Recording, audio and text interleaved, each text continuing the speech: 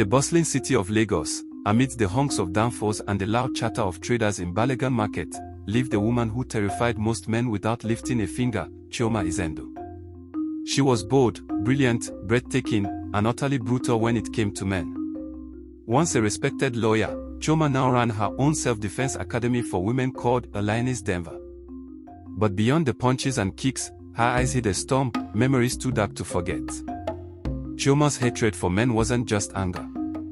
It was pain forged from betrayal, manipulation, and violence. Every time she looked into a man's eyes, she didn't see a person, she saw a threat. It started when she was 14. Younger CHIOMA, crying. "Mama, why is uncle always coming to my room when you are asleep?" Her mother, weak and afraid, silenced her with a slap that shook her soul. "Mother," whispers, trembling. "You don't talk about such things. We need his money." That betrayal haunted CHIOMA. Years later, she fell for a charming man in university, Tob, her literature lecturer. She thought he was different. Until he used her, cheated, and humiliated her in front of his friends. CHIOMA slams a punching bag with fiery intensity as her students watch in awe. CHIOMA, commanding voice. "You are not weak. You are not victims. You are warriors. And no man has the right to silence you." The women cheer. Among them is Anita, a timid newcomer. She timidly raises her hand. "Anita. But what if we still want to love? What if they are good men?" CHIOMA freezes. Her jaw tightens. "CHIOMA, come but sharp. If you find one, let me know. I've never seen a lion turn into a dove." Chike was different.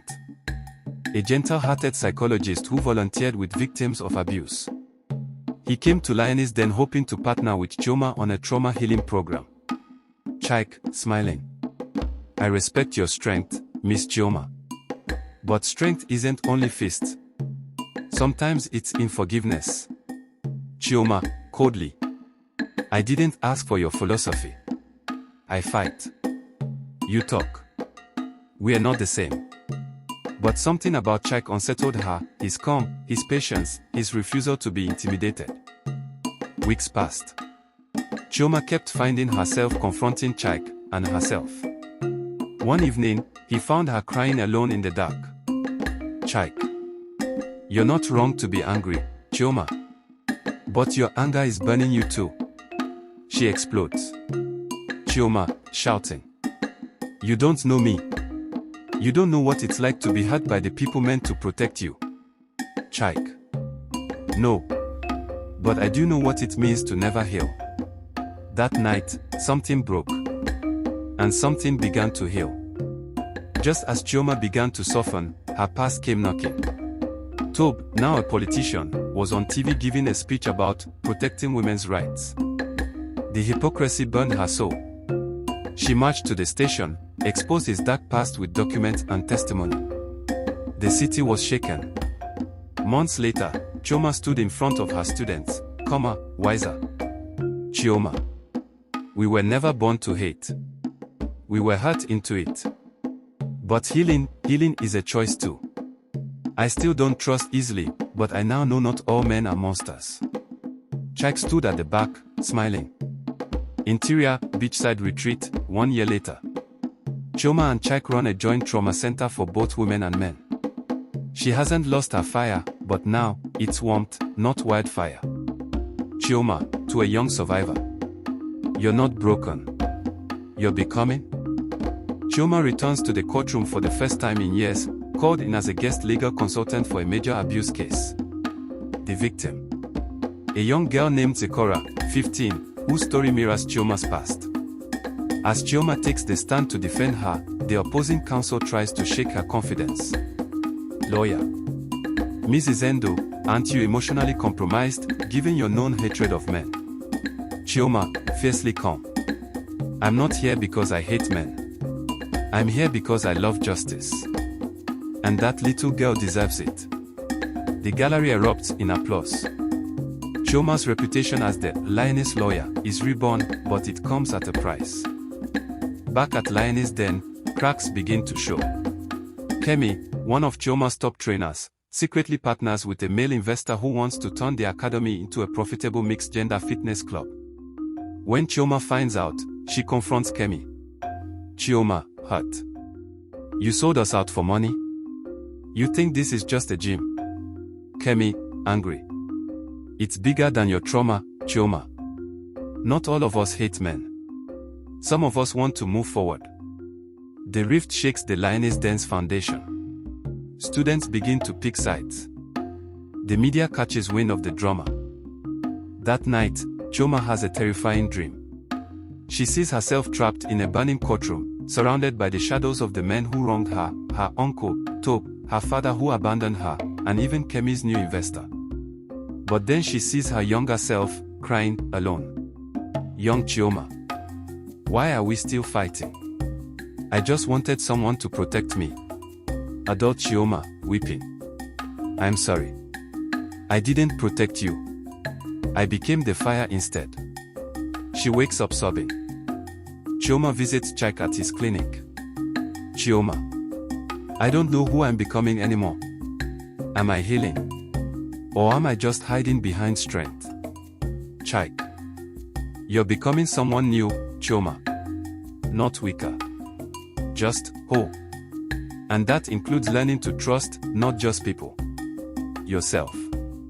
He gently holds her hand. She doesn't pull away. Tope, embarrassed by his public downfall, schemes for revenge. He leaks doctored footage suggesting CHIOMA assaulted a male student at her academy. Social media explodes. Her sponsors pull funding. Protesters show up outside the gym. CHIOMA is arrested. In a holding cell, CHIOMA meets Mama Ojugo, a 65-year-old woman doing time for defending herself from an abusive husband. Ojugo. We've all fought, child.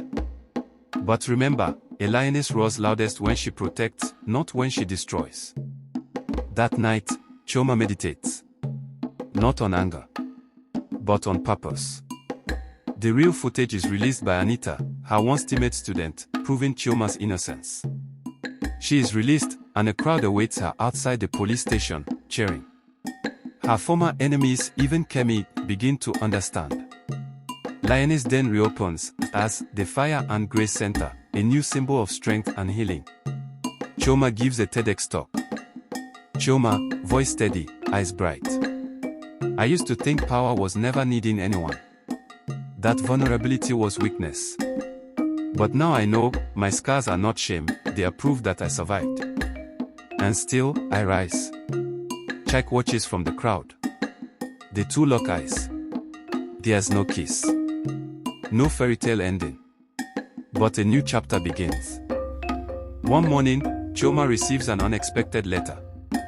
She's been invited to speak at the Global Women's Justice Summit in Geneva, Switzerland, a gathering of the world's top activists, lawyers, and survivors. At first, she hesitates. International stage. Cameras. Foreign press. CHIOMA, to Chike.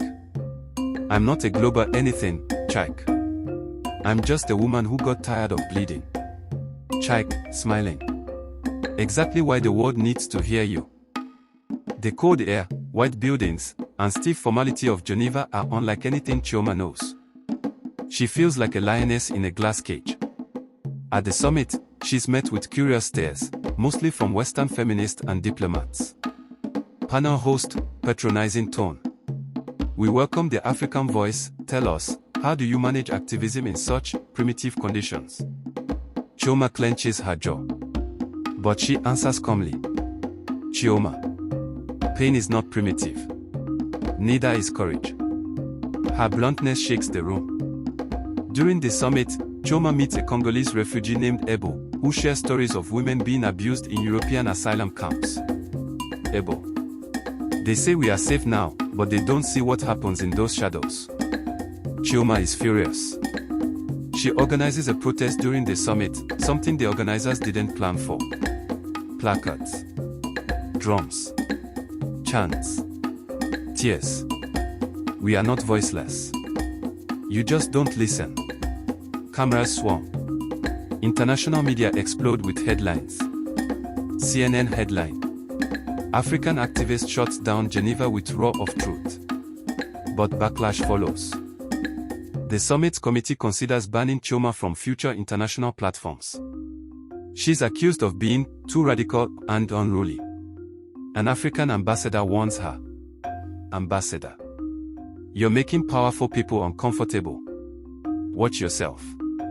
Chioma is torn. The fame, the attacks, the pressure, it's beginning to feel like a cage again. Back home, Chioma's center in Lagos is under threat. The government claims the building violates public safety codes. But it's clearly retaliation for her activism. Chioma flies back. At the airport, hundreds of women await her. We are the lioness den. You can close our building, but not our fire. The power of her movement becomes undeniable. Chioma storms into the office of the Minister for Social Welfare, a man who publicly criticizes her methods. Chioma, staring him down. You're afraid of me? Not because I'm wrong, but because I remind you of every woman you failed. The minister tries to silence her, but Chioma brings evidence of corruption, bribes, and abuse under his watch. Chioma, fam. You can remove signs. You can cut funding. But you can't kill a woman's voice. Not anymore. 2 months later, after global pressure and millions of online supporters, Chioma is invited to the United Nations headquarters in New York. She walks into the General Assembly in her bold encore dress, head high, voice steady. Chioma, speech excerpt. I'm not here for sympathy. I'm here for recognition that African women are not victims waiting for rescue. We are warriors, healers, leaders. We bleed red, we cry real, and we rise always. A standing ovation follows. Even the same summit organizers from Geneva now seek her guidance. Chioma returns to Nigeria. But this time, not alone. She's leading a new coalition of African women leaders across the continent. From rural Kenya to South Africa, her movement, Fireblood Africa, spreads like wildfire. At Lioness Den, she kneels next to a scared 13-year-old girl who just escaped abuse. Chioma, softly. I know it hurts. But you are not broken. You are becoming. Just like I did.